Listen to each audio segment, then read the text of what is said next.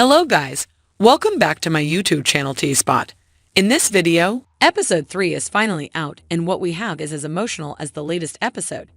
So I hope you had your napkins with you when you watched the episode. I know I did. And for those who couldn't watch it yet, don't worry because it's recap time. In the beginning of episode 3, we see a delivery van going to this beautiful house. That's the exact same vehicle we saw in the beginning of the preview. When I saw it for the first time, I thought Mackenzies were in it, but it seems like I was wrong. Anyways, we see an authentic big box is delivered for Jamie, and there are lots of letters inside the box written by Claire and Jamie, of course. That's exactly how Bree and Roger learn that they are alive and well.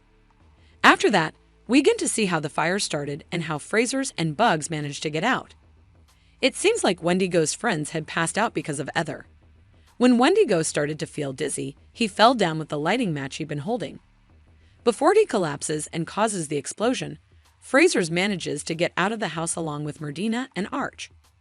Even though everyone tries their best to put out the fire, we all know that it's too late and there is nothing left to do in order to save the house or the people inside of it.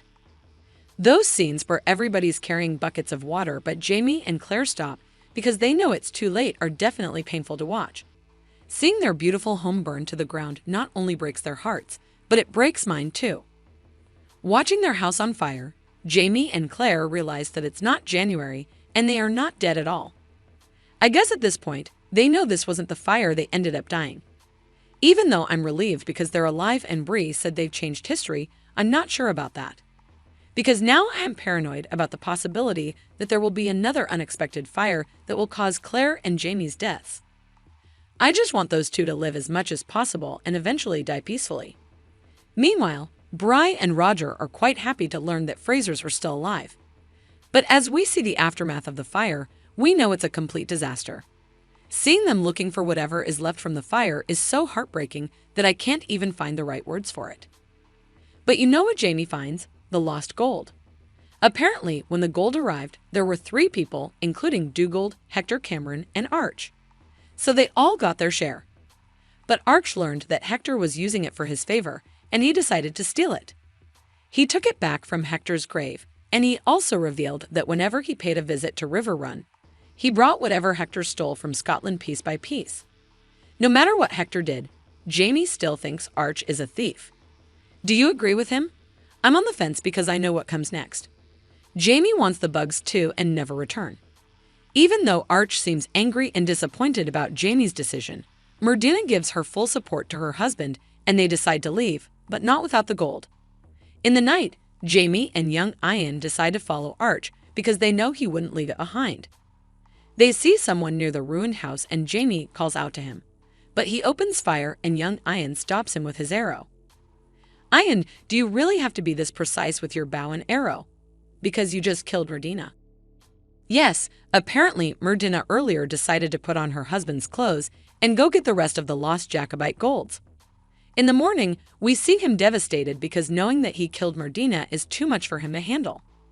He's filled with remorse, and no matter how Claire tries to console him, I don't think he'll get over what he did soon enough. He has to live with it. We see that Arch is gone, but he returns for the funeral and he asks Claire to sing. Merdina, I'm deeply sorry you're dead. You were a good friend. But Claire sings beautifully, so it's a win for me. Sorry, not sorry. After the funeral, we see a crow as a symbol of death. I know this particular symbolism is beyond being a cliché now, but I like crows, so I guess I'm okay with that. Beautiful crow aside, we see young Ian talking with Arch. He is deeply sorry, but Arch gives a promise to hurt his loved one, meaning his wife when he gets married. I hope he dies before keeping his promise because I really love young Ian and I just can't watch it happen once again. Also, even though there's no sign of her for now, I believe he'll get married to Rachel and I'm already excited to see their relationship. Enough talking about other characters now, let's go back to Claire and Jamie. We see Jamie offering to build their new house near the lake and it would be amazing. But most importantly, he says that he wants to go back to Scotland to take young Ian to his mother because the war is getting closer. Another thing is Jamie doesn't want to be against his son when the war arrives. As we all see in the Season 7 trailer, I guess they won't manage to arrive in Scotland because we saw lots of battle scenes. What do you think? Moving forward, Jamie had a new dream, a vision about the future. He says that he saw Mackenzie's and they were all doing fine. What's interesting is that he also saw a telephone. Now, how is that even possible? We know he earlier saw the electric light, but I think it wasn't too challenging to imagine, right? But the telephone is definitely something bigger than seeing the light. I hope we get to learn more about his dreams and the reason behind it. We see another morning where the Frasers melt the hold and hide it someplace where nobody could find it. I don't think they hid it well, but if they think that they did a good job, it's okay, we'll see about that. In the letters, they also mentioned what they did, and they say Gemma knows the place. Since Bray and Roger don't need the gold for now and they're doing just fine, they decide not to take it. But I think their decision might change because we see Bree taking Roger to Lallybroch, and guess what? It's for sale. Don't you think now is the perfect time to be a treasure hunter for Mackenzie's? I believe so. Anyways, last but not least, we see another goodbye. Now it's the time when Frasers leave. It's emotional, of course, but I'm excited for this adventure because I know that it will bring new storylines.